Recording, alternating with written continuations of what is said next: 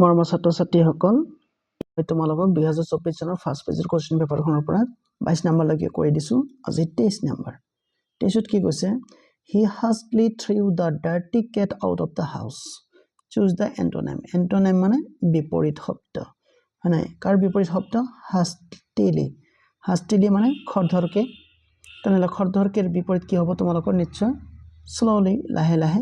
গতিকে 2 নম্বৰ অপচনটো কাৰেক্ট 24 নম্বৰত কৈছে কি select the synonym of the word resist মানে বাধা দিয়া মানে ইয়াত অপচন কোনটো আছে অপোজ মানে বাধা দিয়া tolerant মানে সহ্য কৰা kind মানে দয়া primary মানে মৌলিক তেনে কোনটো হ'ব এই বাধা দিয়াৰ synonym মানে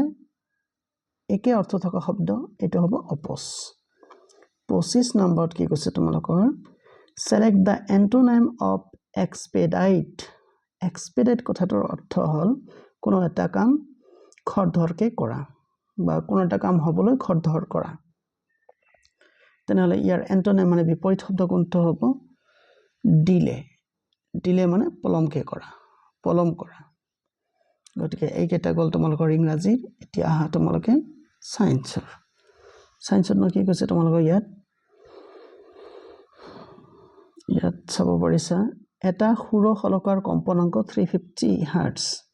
ইয়াত কিমান বাৰ কম্পন ঘটিলে উৎপন্ন হোৱা শব্দই 170 মিটাৰ দূৰত্ব অতিক্ৰম কৰিব পাৰিব বায়ুত শব্দৰ বেগ 340 তেনেহলে তোমালোকক যিবিলাক পেৰিমিটাৰ বা ডাইমেনশন দি আছে সেইবিলাক লিখি লোৱা কম্পনাংক এটো আমি নিউ দি বুজাও 350 ৰাইট হাৰ্টজ তাৰ পিছত শব্দৰ বেগ কিমান 340 মিটাৰ পাৰ সেকেন্ড ডিসটেন্স কিমান যাব লাগে 170 মিটাৰ তেনেহলে আমাৰ কিমান বাৰ কম্পন ঘটিব এনৰ মানটো উলিয়াব লাগে হয়নে তোমালোকে জানা নহয় গতি বিষয়ক সূত্ৰৰ পৰা শিকিছিলা যে distance d is equal to velocity into time ইয়াৰ পৰা টাইমৰ ভ্যালু উলিয়াব পাৰিবা t is equal to d by v আনহাতে তোমালোকে জানা ফ্ৰিকুৱেন্সি মানে কম্পনাংক নিউ is equal to কি হ'ব কিমান বাৰ অসিলেশন হৈছে আৰু কিমান টাইমত হৈছে হেতু তেনেহলে ইয়াৰ পৰা তোমালোকে t ভ্যালু উলিয়াই লোৱা ক্ৰস মাল্টিপল কৰিলে t is equal to কি হ'ব এটো n by নিউ হ'ব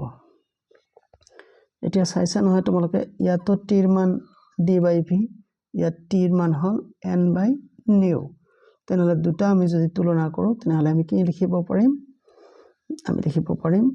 d by v is equal to n by new লিখিব পাৰিম ফাইন তেনেহলে d ৰ মান কিমান আছিল বহাই দিয়া d ৰ মান হল 170 v ৰ মান হল তোমালোকৰ 340 n ৰ মান আমাক উলিয়াব লাগে নিউ ৰ মান 350 ৰাইট এতিয়া কাটাকাটি কৰিম এইখন কাটিম এটো দুইবাৰ যাব আকৌ 2 দি এটো কাটিলে কিমান হ'ব 170 হ'ব না আচ্ছা ৰাবা 1 গুণ 2 15 175 হ'ব তেনেহলে আমাৰ n ৰ মান কিমান হ'ব 175 দেখা যাকচোন আছে নাই 175 এই 4 নম্বৰ চাইছা এটো কাৰেক্ট অপশন নেক্সট কোশ্চেনটো আছে কি তলৰ কোনটো শব্দ তৰঙ্গ মানুহে শুনা নাপায় মানুহে মানে শব্দ এটা শুনাৰ যেটো ক্ষমতা আছে এটো কিমান আছে 20 হাৰ্টজৰ পৰা 20000 হাৰ্টজ এটো ইয়াৰ ভিতৰত থকা শব্দবিলাকহে শুনিব পাৰে বাকিবিলাক নোৱাৰে ইয়াত তোমালোকে চাব পাৰিছা কিমান আছে 15 হাৰ্টজ গতিকে এই শব্দটো মানুহে শুনিব নোৱাৰিব 28ত কি আছে চাবা যে 1 মিটাৰ উচ্চতাৰ এজন লৰাই নিজৰ সম্পূৰ্ণ প্ৰতিবিম্বটো চাবলৈ হলে দাপনখনৰ দৈৰ্ঘ্য অতি কমেও কিমান মিটাৰ হ'ব লাগিব এটো তোমালোকে জানি থবা যে লক্ষ্য বস্তুৰ যেটো আমাৰ উচ্চতা ইয়াক সম্পূৰ্ণকৈ চাবৰ হলে দাপনখনৰ উচ্চতা ইয়াৰ দৈৰ্ঘ্যৰ আধা হ'ব লাগিব তেনেহলে নিশ্চয় আমাৰ দৈৰ্ঘ্য কিমান হ'ব 1/2 মিটাৰ 1/2 মিটাৰ অপচন আছে নে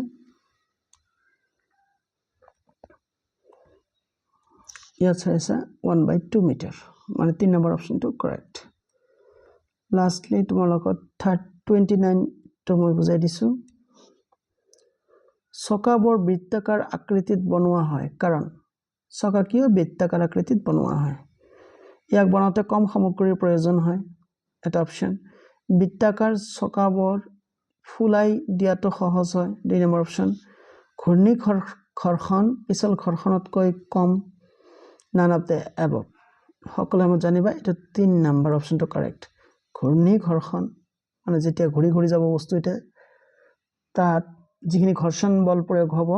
তাতকে যদি তোমালোকে পিছলাই লৈ যোৱা বা সুচৰাই লৈ যোৱা তাত ঘৰ্ষণ বল বেছি হ'ব সেই কাৰণে চকাবিলাক ঘূৰণীয়া কৰা হয় আৰু 30 নম্বৰটো মই তোমালোকক বুজাই দিছো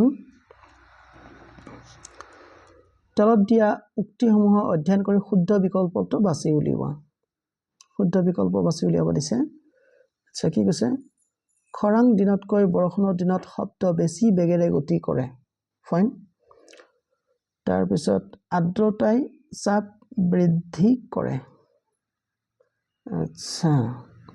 খৰাং দিনতকৈ বৰষুণৰ দিনত শব্দ বেছি বেগেৰে গতি কৰে আৰ্দ্ৰতাই চাপ বৃদ্ধি কৰে দুয়োটাই তোমালোকৰ শুদ্ধ হ'ব উভয় সত্য আৰু উক্তিটো প্ৰকৃত ব্যাখ্যা ঠিক আছে তোমালোকৰ 1 নম্বৰতে কাৰেক্ট হ'ব কিয়নো তোমালোকক মই বুজাই দিছো ৰবা যেতিয়া মাধ্যমটো ঘন হ'ব ঘন মাধ্যম যেতিয়া হ'ব তেতিয়া শব্দ এটা যেতিয়া প্ৰডিউস হ'ব ধৰি লও এটা শব্দ আহিলে এই কণিকা বিলাকৰ মাজত যেহেতু মানে ডিসটেন্সটো কম মানে চাপ বেছি হৈ আছে আৰ্দ্ৰতা বেছি হোৱাৰ কাৰণে চাপটো বেছি চাপ বেছি হোৱাৰ কাৰণে হ'ব কি ইহত ওচৰা-ওচৰি থাকিব যিমানে ওচৰা-ওচৰি থাকিব সিমানে ইহতৰ কম্পন বেছি হ'ব কম্পন বেছি হোৱা মানে কি শব্দটো বেছি দূৰ গুচি যাব তাকে কৈছে